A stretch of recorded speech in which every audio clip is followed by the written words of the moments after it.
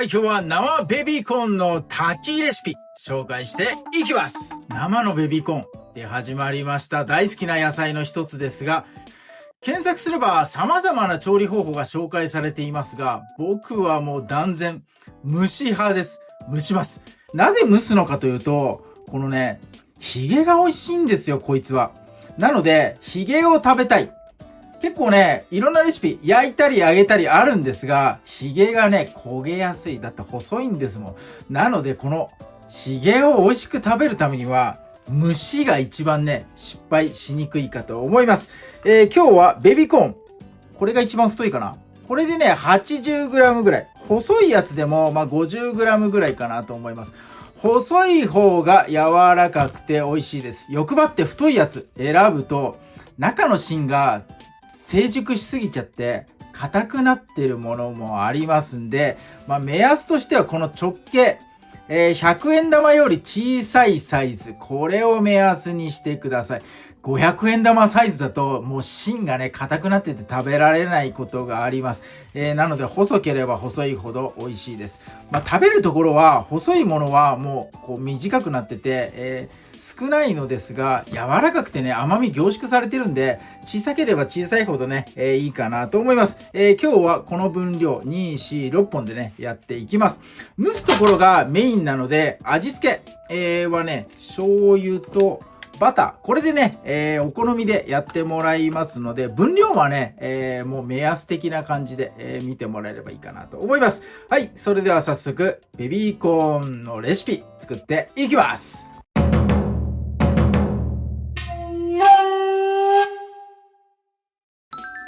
はい。ベビーコーン一番太いのでやろうかな。はい。どういう風に切ったらいいのかっていうと、まずね、収穫のところ。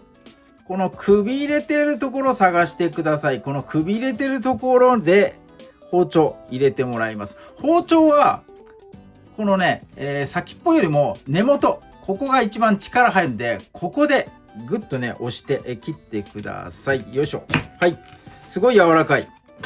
いい具合です。そして、上のところ、まずねこの葉っぱがこうやって出てるやつ。この皮は全部剥いてください。これが目安になってます。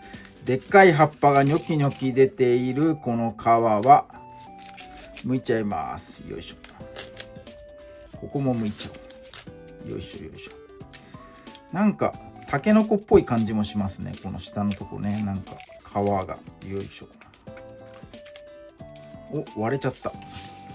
はい、そしたらね、もうここピーってね、親指の爪入れるとピーッとね皮裂けるんですよ。これ包丁のこの角でピッて入れても構わないですが、もう指でねプッとこう向けて中の身が見えるようになります。この状態作ってください。皮剥かなくて大丈夫です。皮ついた状態で中見える感じにしてもらえるのがねいいかなと思います。そして、美味しいヒゲの部分ですね。ヒゲのこの茶色く変色しているところ、ここは切り取ります。それ以外は食べていきます。ごちそうです。ヒゲがうまいんですね。なので残してやってください。はい、こんな感じで、ベビーコーンの下ごしらえですね。結構簡単かなと思います。どんどんね、やってみてください。はい、ベビーコーン剥き終わったら、フライパンにこうね、頭と尻尾っていうのか、これね。交互に、互い違いにね、並べてやってください。フライパンは、蓋していきます。蓋のあるもの用意してください。火はまだついてない状態で、お水、100ml ですね、入れていきます。ベビーコーンは、この、中が見えるように切った切れ込み、これをね、上にしてやってください。はい、蓋を押します。炊き料理は蒸し焼きですからね。火をつけていきます。よいしょ。火加減、弱火で、やってください。今回、このベビーコーンの炊きレシピ、多分他のレシピ検索してもこんなに、加熱するレシピ他にないんじゃないかと思うぐらい加熱します。加熱時間は10分間です。弱火で10分間加熱していきます。そんなにやる必要あるのか、言われるかもしれませんがね、芯がね、硬い場合があるんですね。グラム数で言うと 80g のものもあれば 50g のものも今回ねまばらにありました。太いものは、芯がね硬かったりするので、芯をしっかり柔らかくするために、蒸し時間10分設けさせていただきたいと思います。弱火でじっくり炊きます。これが美味しさの秘訣になります。はい、では10分後に飛びます。はい、10分蒸し上がりました。ちょうどねお水も一緒に干上がってる感じかなと思います。お水は多少残ってても全然大丈夫です。裏がね少し焦げてる感じもしますが、これね皮食べられます。皮食べられます。皮一緒に食べてもいいし剥いてもいいし、その辺はご自由にやってみてください。はい、そしたら取り出してねこれカットしていきます。はい、こちら一番太かったやつ 80g あったやつですね。太いやつはね皮も硬いと思うんで剥いてもらった方がいいかなと思います。よいしょ。熱いのを我慢しながらこのひげもね取ってくださいよ、残さず。よいしょ。はい、こんな感じで、こちら輪切りにしちゃいます。輪切りというのかこれ、1センチぐらいの幅にねもう切ってください。これよいしょ。丸かじりするというよりはこれをね食べていく感じ。よいしょ。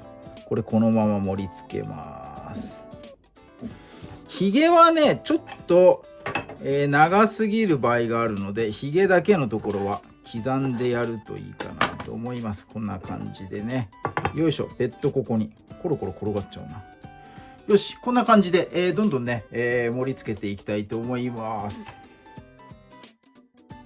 よし、 OK。 そしたらバターですね。はい、こちらをどそりと乗せてやって、醤油をお好みで、塩でも構わないです。もう数滴こうビャーっと。これがごちそうだよ。すごいごちそう。めちゃめちゃうまいから食べやすいし。はい、失敗しません。これならね、ひげ絶対焦げることないんで、ベビーコーンの生ベビーコーンの蒸しレシピ、これにて完成になります。バター醤油でいただきます。はい、では今日の生ベビーコーン蒸し早速いただいていきます。小さい皿に盛り付けを直しました。ちょっとでかかったんでね申し訳ありません。ご了承ください。はい、真ん中からほじってやろう。あ、このねひげを乗せて、これがうまいんだよ。うわ、めっちゃうまそうだなこれ、カメラ越しに見ると。はい、では、炊きレシピ番外編になるかな。ベビーコーンだね、蒸し料理バター醤油味でいただいていきます。いただきます。うまいよ。もうこれね何回も食べてる。めっちゃうまい。めちゃくちゃうまい本当に。でひげはね本当は天ぷらとかが本当はうまいんだけど、もうねこの蒸しレシピの方がなんていうのかな、この食感とか甘さ、油が入るよりは油でね炒めたり、揚げたりするよりかはただ蒸した方がねこの甘さ生きるようなね気もします。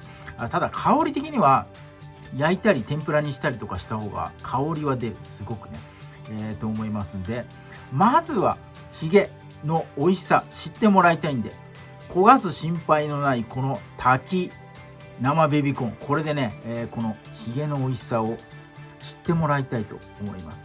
これめちゃくちゃうまいです本当に。めっちゃうまい。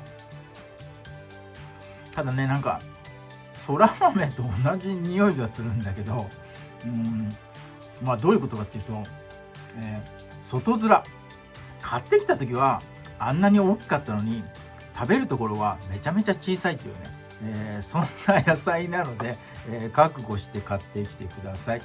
葉っぱとか剥くと本当にね食べるとこ少ないので、内側の、皮に関しては、食べられます。皮も食べたいのでこうやってね刻んだ方が食べやすいかなと思います。今回全部剥いちゃいましたが、若干ね皮残してあります。